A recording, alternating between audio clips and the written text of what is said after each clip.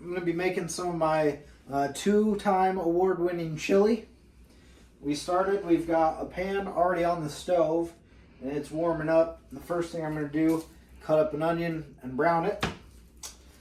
And then throw some meat in there, and then we'll throw everything into the crock pot, and we're going to heat it up and then let it stew in the refrigerator overnight. So to cut your onion, you want to get the biggest knife that you can find, because the smaller the knife, the worse of a job it does. Doesn't matter how sharp it is as long as it's big.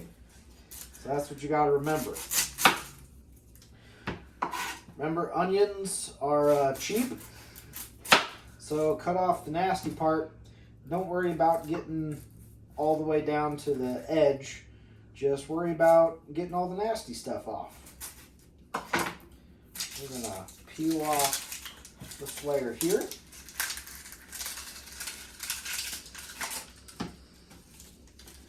This is the part where I'm going to start to cry. Just warning you now.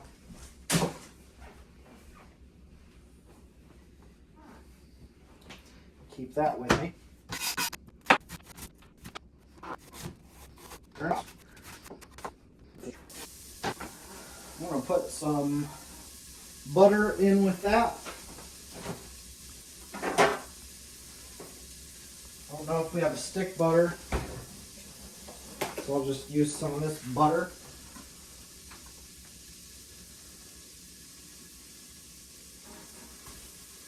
I'm going to measure out exactly a teaspoon. It needs to be exact. Too much or too little will ruin it. So know we've made a huge mistake. It's getting in the eyes. I'm not crying. Something sad happened. Oh no, it's a disaster. Burns so bad. Here, if you're chewing gum, it helps. Or not, so it doesn't.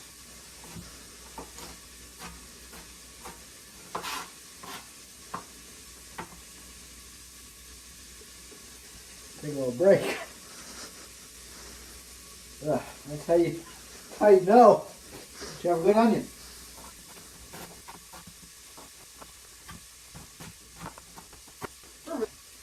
So that is, every single piece is exact 1/4 by 1/4 inch cubes.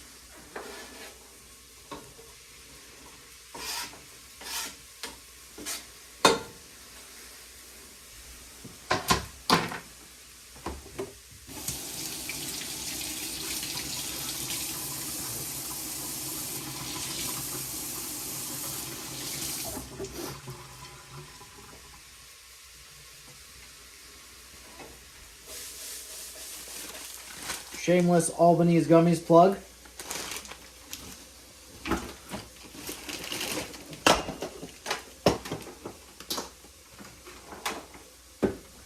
I had to steal the,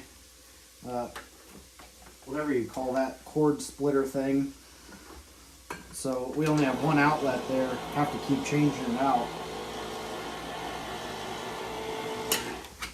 I'm just going to open all these. I'm opening couple cans of like Rotel type tomatoes, couple cans of tomato sauce, and then a can of tomato paste. So to make the best chili, it's a mix of like extremes. It's not just right in the middle. So an example, like, why would I use any tomato paste? It's because tomato paste is super thick, tomato sauce is kind of runny. And so, I mean, another example that would be with your meat. So a lot of people think, oh, the best meat would be just to use the 80% lean. You need to get to 80%, but that's not what you actually use. You would want to use the 70% lean mixture and the 90% lean mixture. And so having that really nice lean meat along with that really fatty meat, mixing it all together, you end up with 80% overall, but it's much better than just having 80%. Check in on our onions.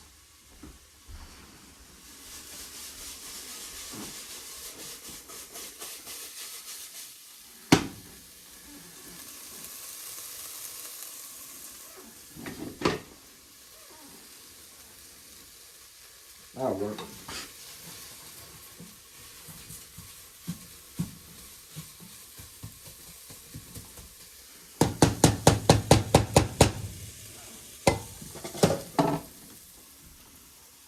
Everything that I just said about meat, we're in quarantine. We can't have what we want. We just got some 80% lean. We're going to throw it in there.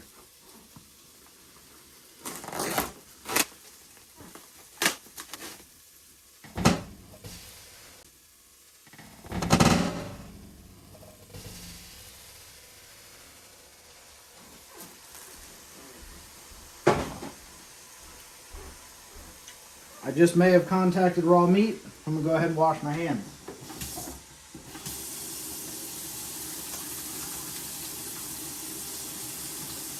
Here's a little trick. You can sing a song, 20 seconds, make sure your hand's clean. I like little obscure songs, so I'm going to do my own rendition of ABCs where, well, I'm not even going to introduce. I'm just going to sing. Here's me singing the ABCs for 20 seconds. I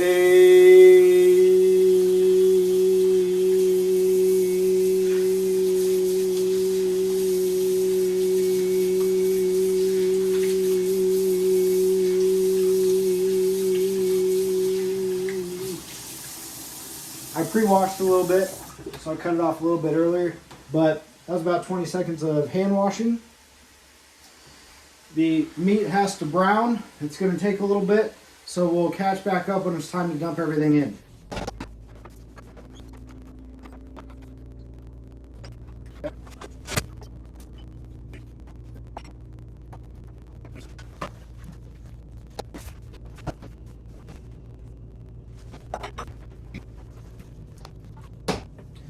So when we're cooking our beef, you want to make sure that it gets to the perfect consistency while you're only cooking the beef. Just like, so we started with the onions to get those nice and caramelized before we put the beef in, because once there's something else in the pot, they're not going to get any more caramelized. They're going to be more cooked, but they're not going to be more caramelized.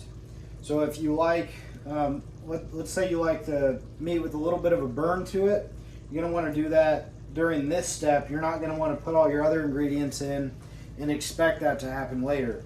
So make sure your beef is as cooked as you want it before you move on to adding anything else. We're now ready to strain our meat. So I've got a strainer here inside of a bowl. The bowl is going to catch the fat. I'm going to show you what that looks like now.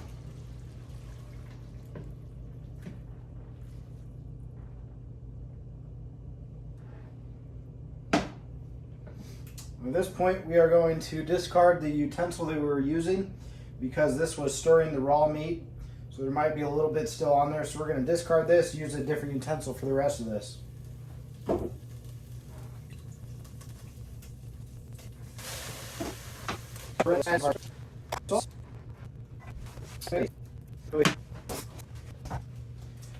Before we scoop out the tomato paste, we're going to throw some brown sugar in.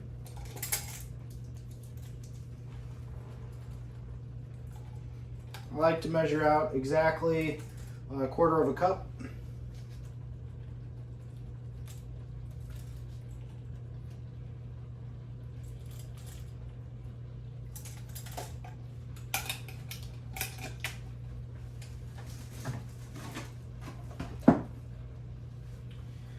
One thing that you realize as you're cooking chili is the more accurate your measurements are, the better the chili turns out.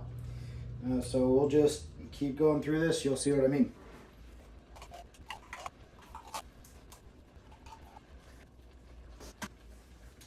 You see there's a tiny little bit of tomato paste still in there, which I'm not going to be able to get out.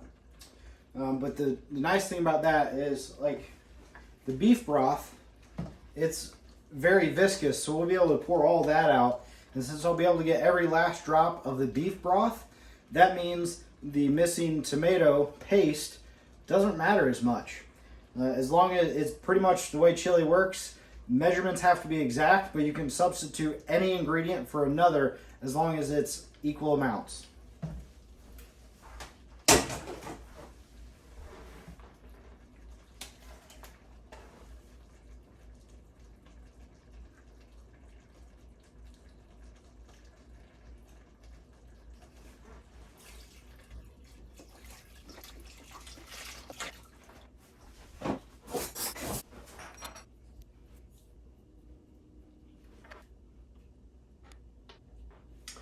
This is, if you want to experiment with your chili a little bit, you can do this. So, like, I was debating, we have these old bananas, so I was like, should I put one in? So, take some, like, I got this spoon, got a little bit of beef on there, some tomato, obviously some beef broth, and then I'll just scoop a little bit of banana. And then by eating this together, I'll be able to tell if adding banana will make the chili better or worse, and that tells me whether or not to add the ingredient. We don't put banana in the chili.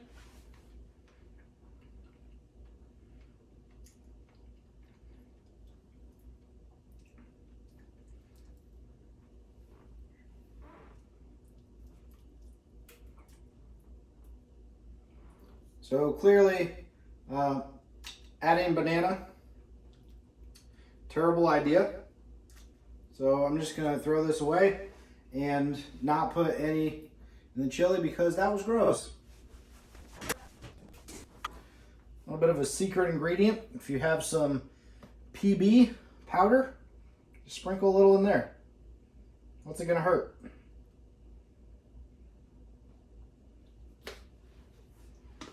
It's a quarter of a teaspoon.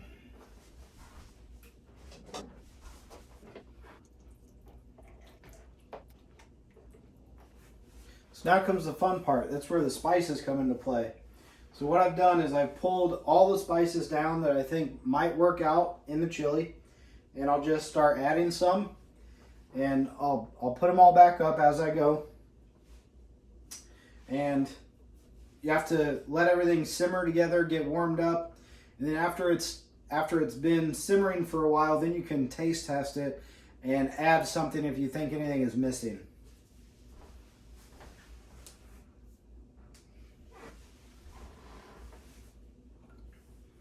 We'll start with probably the signature, just standard chili powder.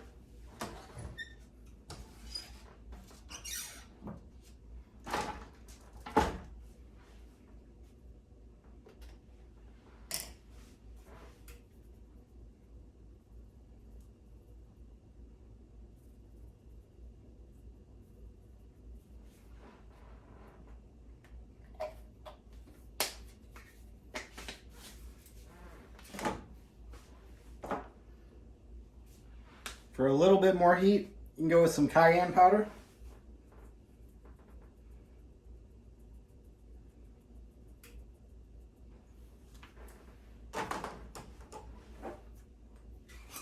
Some cumin.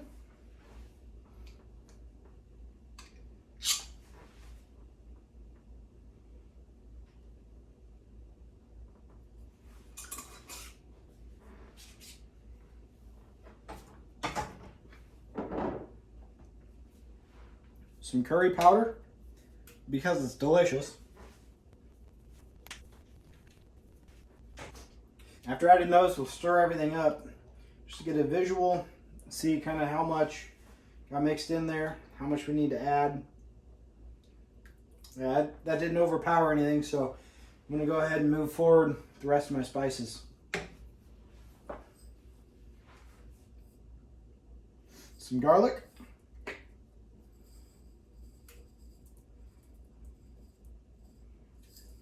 Don't want to get too crazy with the garlic. However, next one, garlic powder, as crazy as you want. Literally can never have too much garlic powder. Unless, of course, you use more than 1/10 of a teaspoon and then it totally overpowers the dish. Throw it all out. Just start over.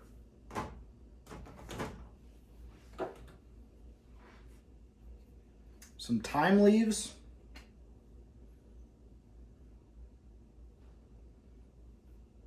Add a few of those.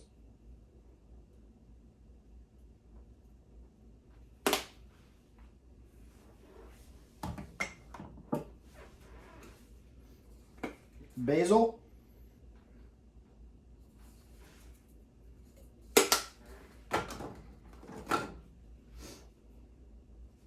Some turmeric. So turmeric is found in yellow mustard, and it's very good for if you have any sort of infection. It's also delicious.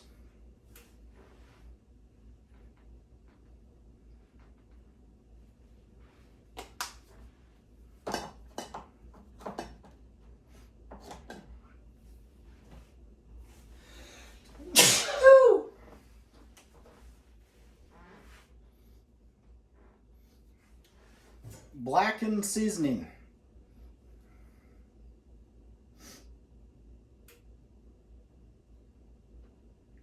No idea what it is. We'll add some. It's probably good.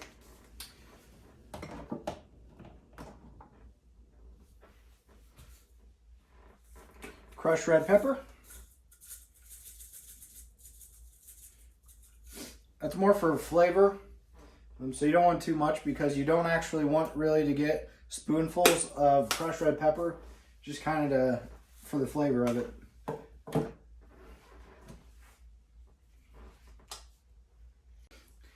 So we're going to add some nutmeg. Not because I think it makes chili better. I have no idea. I don't really even know what it is. But I just watched the movie on, I think it was Netflix or Hulu or something, called Nancy Drew and the Hidden Staircase. And they had, there's a whole thing about nutmeg and it's like neurostician poisoning or something like that.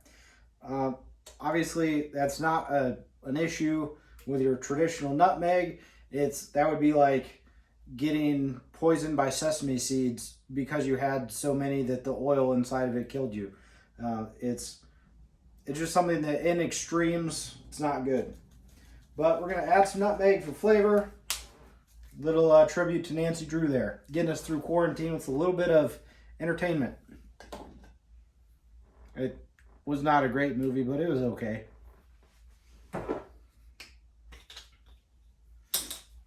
Ground salt.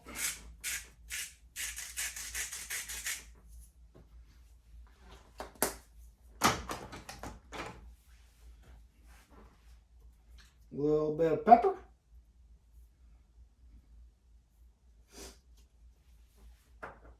A little bit of salt.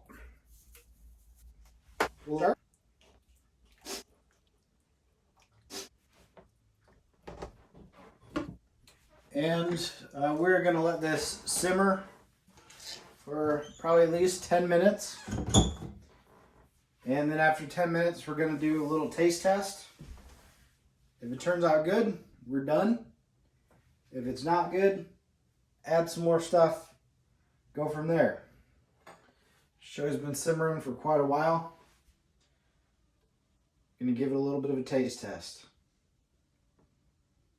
When you do your taste test, you want a large spoon. That way the chili is able to spread out throughout the entire surface of the spoon. Chill off a little bit faster, you won't burn your mouth. If you try your chili with a smaller spoon, burn your tongue, your taste buds are completely thrown off, and then you're just guessing for the rest of the chili. Does it need more salt? Does it need more garlic? I don't know. My tongue's burnt. I can't taste it.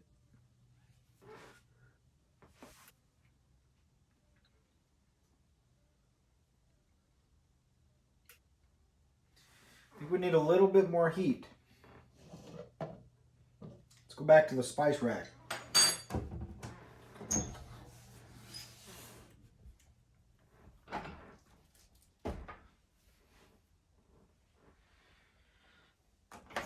I'm going to throw a little bit more cayenne in there. Remember, cayenne is a back of the mouth heat. It's not a tip of the tongue heat.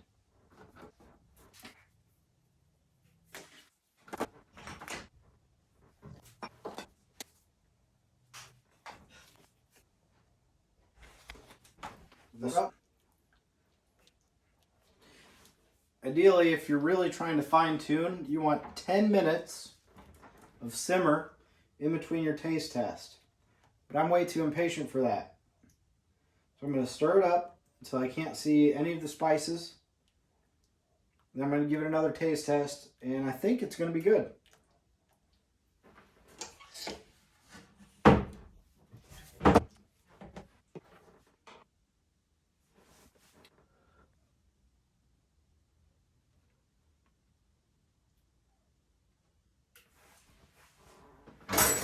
Chili's done. It's perfect.